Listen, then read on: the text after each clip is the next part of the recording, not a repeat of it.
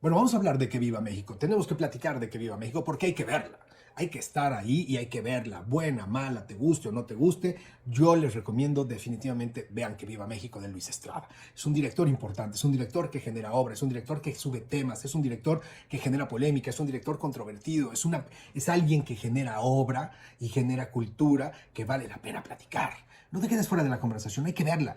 Y para eso está en más de 3.000 salas de este país. Este país tiene más de 7.000 salas. Imagínense que está casi en la mitad de las salas, 40-45% de las salas. Así es de que, por favor, no hay pretexto de no me enteré o no fui a verla porque, quién sabe, no estaba cerca de mi lugar. Hay que ver que viva México. Yo les recomiendo que la vean. Alfonso Poncho Herrera hace el personaje de Pancho. Pancho Reyes, que es un oficinista de clase media, un supervisor, si lo quieren ver en una fábrica. Él se muere de ganas de entrarle a tener más responsabilidades, a crecer en el puesto. Y sin embargo, él está casado con María, que es Ana de la Reguera, tiene 2 hijos, como les dije, clase media. Y de repente, en estos problemas financieros, porque su esposa gasta, y vaya que gasta, recibe una llamada telefónica. Y en esa llamada telefónica, su papá, que es Demián Alcázar, le dice: mijito, tienes que venir al pueblo que sarcásticamente o paradójicamente se llama La Prosperidad, porque tu abuelo ha fallecido y dejó en su última voluntad, tienes que estar en el entierro, no pueden enterrarlo si no vienes tú, y también en la lectura del testamento. Y ahí es donde le brillan los ojitos. Para eso Pancho Reyes no ha ido a su pueblo en más de 15, 20 años. Cuando llega la prosperidad, se va encontrando un familión, un abanico de familia, que hace mucho que no ve, como les digo, más o menos más arriba de 10 años, y obviamente está el asunto de reencuentro de la familia, y está el asunto de una herencia. Entonces ahí se van a empezar a juntar todas las problemáticas.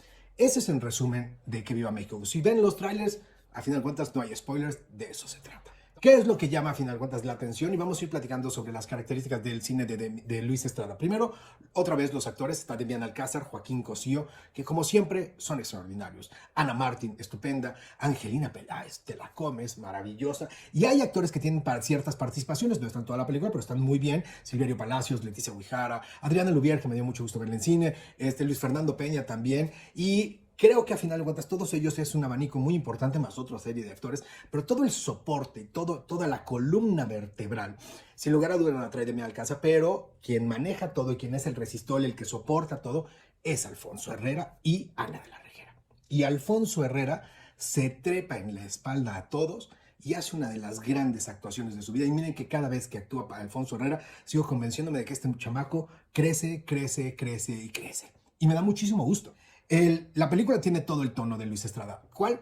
La sátira. Y la sátira funciona para criticar. Y cuando uno se mete al tono de la sátira, tiene que ser directo, provocador, crítico. Y creo que Luis, obviamente, siempre se ha mandado, ahora sí, hecho a la medida, este humor de exageración, casi llegando a la caricatura.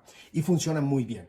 Ahora, yo creo que esta es la película que menos originalidad tiene por parte de Luis Estrada, y aquí me gustaría desatar un poco la conversación, abrir un poco la conversación. Porque primero que nada estamos hablando que en 1999 Luis Estrada inicia con La Ley de Herodes. Y en ese momento no había ninguna película que hablara, por ejemplo, del priismo o que hablara del autoritarismo. Y Luis Estrada rompe, supera incluso la censura, deja un testimonio cinematográfico realmente de lo que es esta parte del prismo y de todo lo que es la corrupción con La Ley de Herodes. Y obviamente a todo el mundo nos llamó la atención. Es una locura, a final de cuentas, ver La Ley de Herodes, que yo sigo insistiendo que es su mejor obra. Luego viene en el 2006 Un Mundo Maravilloso. Y aquí es la desigualdad social, empieza a entrar con la parte de los efectos de la globalización y el neoliberalismo. Estamos hablando de los resultados malos de la alternancia con el foxismo y obviamente después de tantos años del prismo con el foxismo. Y Luis Estrada siempre está haciendo una película que tenga que reflejar con este tipo de políticas o con la política gubernamental que le está tocando, y ahí lo vemos definitivamente. En el 2010 se avienta con El Infierno. ¿Y qué pasa con El Infierno? Que también vuelve a romper porque refleja lo que fue la famosa guerra contra el narco de Calderón. Entonces también, y otra vez se empieza a saber que el panismo y el prismo es lo mismo, que no hay alternancia, y les empieza a pegar a todo mundo. Cuando llega en el 2014 la dictadura perfecta, también vuelve a agarrar un bat y durísimo contra todo mundo, sobre todo por la crítica del regreso del prismo de Peña Nieto, que el nuevo PRI resulta ser peor que el viejo PRI, o digamos que ya no hay ninguna diferencia. Entonces, Todo el cine de Luis Estrada tiene estos reflejos sociales. Por eso digo que esta película no es tan original. Esta película lo que resulta es también un reflejo de lo que estamos viviendo en estos años con la Cuarta Transformación, con un gobierno ya de Morena, con un gobierno con el presidente Andrés Manuel López Obrador. Hay una crítica, era de esperarse a final de cuentas. Es más, muchísimos pensamos, llamaba la atención si se iba a meter o no se iba a meter Luis a este nuevo gobierno, cómo le iba a pegar, qué iba a pasar. A lo que me refiero es de que sí le pega, sí lo critica, sí hay un reflejo de lo que estamos viviendo. Sin embargo, ya creo que ya estamos tan acostumbrados a todo mundo que le esté pegando al gobierno durante todos estos que ya Luis ha dejado escuela. Entonces ya estamos viendo esto, ya hemos visto esos chistes, ya cuando hablamos de fifís, cuando hablamos de chairos, cuando hablamos de todo ese tipo de cosas y reflejamos otra vez este tipo de violencias, yo siento que ya no hay una originalidad. Ahora, no porque no haya originalidad en su película no quiere decir que esté dejando a final de cuentas una huella. Claro, es una huella, otra vez, con un reflejo. Luis vuelve a crear un microcosmos en esta familia, pero sobre todo en este pueblo que se llama La Prosperidad. Digo, es un espejo o un mega espejo hecho de muchísimos espejitos que son toda la bola de los personajes. Y Luis Estrada es un experto para manejar ese tipo de cosas.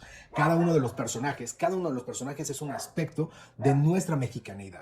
Es un reflejo, incluso es un estereotipo, si lo quieren ver así, porque no son profundos. Cuando hablamos de un estereotipo, un personaje es planos. Los personajes son planos, los personajes no cambian, sobre todo los personajes alternativos, los paralelos a la familia o a los personajes principales de este matrimonio. Y los temas también ya los hemos visto y era obvio que los subiera Luis Estrada a la mesa, la polarización, el racismo, el interés económico, sobre todo familiar, la misma familia, la política, la corrupción, el machismo, la discriminación, la pobreza, la desigualdad, las minorías, todo ese tipo de situación, la homosexualidad, el transvestismo, todo Luis Estrada lo mete en una licuadora. Y cuando decimos, pues ¿cómo va a sacar todo esto? Pues por eso construye una película de 3 horas. Con toda esta bola de temas, creo que fue demasiados temas. Otra vez, insisto, no porque la película sea mala, no, pero sí es larga. Más de 3 horas sí es larga. Y aquí sí quiero entrar en una situación que es un comentario que espero me pueda explicar. Yo no creo que la película, todo el mundo te dice, o he leído, hay que quitarle 1 hora. Sí, pero ¿cómo es quitarle 1 hora? No, yo no creo que sea lo mismo quitar que recortar. ¿Okay? Hay escenas que son muy largas, hay escenas que se tardan en llegar la cámara, hay escenas que se tardan en bajar, hay escenas que no empiezan. Entonces vale la pena como que acortarlas. Yo creo que es un trabajo de acortar, más que de quito estas secuencias completas, no funciona, A lo mejor valdría la pena una recortada en lugar de una quitada, recortar las secuencias, recortar las escenas. Yo creo que hubiera hecho una película estupenda de 2 horas, sin lugar a dudas, cuando menos media hora si le vuelas. Yo creo que la cinta tarda en arrancar y la cinta tarda en terminar, y ahí hay un problema. También no creo que sea la cinta más original de Luis, porque aunque sabemos que Luis, o si no, se los comento, Luis Estrada es un hombre que ha visto cine, ama el cine mexicano y es un extraordinario líder, ¿no? Si lo queremos ver así, extraordinario director y trovador de nuestras circunstancias.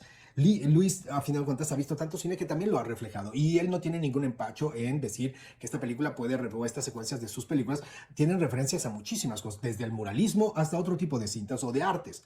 Sin embargo, yo creo que en esta película es demasiado las referencias y no veo tanto a Luis. Aunque sea una película de 3 horas, es muy curioso porque ya hemos visto estos chistes, ya hemos visto estos personajes, ya hemos visto este reflejo y además hemos visto las películas. Por ejemplo, tenemos homenaje a Sergei Eisenstein desde el título, Que Viva México, que además también hay un reflejo de la multiculturalidad de nuestro país.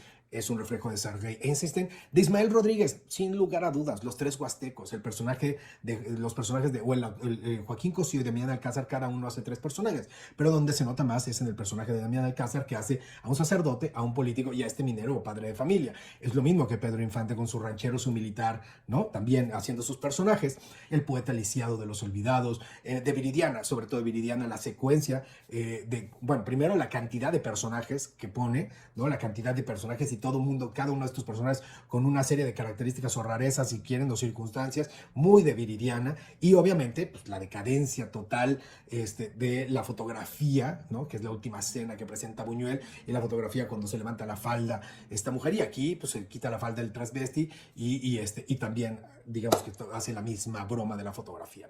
Del Ángel Exterminador, que es la decadencia también de esta parte social en toda una comunidad encerrada en una sola casa, que también refleja Luis Estrada aquí. De Arturo Ripstein, también hay referencia a Arturo Ripstein en El lugar sin límites, en El prostíbulo en especial, y definitivamente en París, Texas, de Wim Wenders. Incluso hay una caminata por el desierto en la película de París, Texas, y aquí pone a Poncho Herrera igualito, con gorra, con traje, todo caminando por el desierto, misma música, todo. Y en resumidas cuentas, como dije en un inicio, sí creo que hay que verla. Definitivamente es una obra que va a reflejar lo que está sucediendo.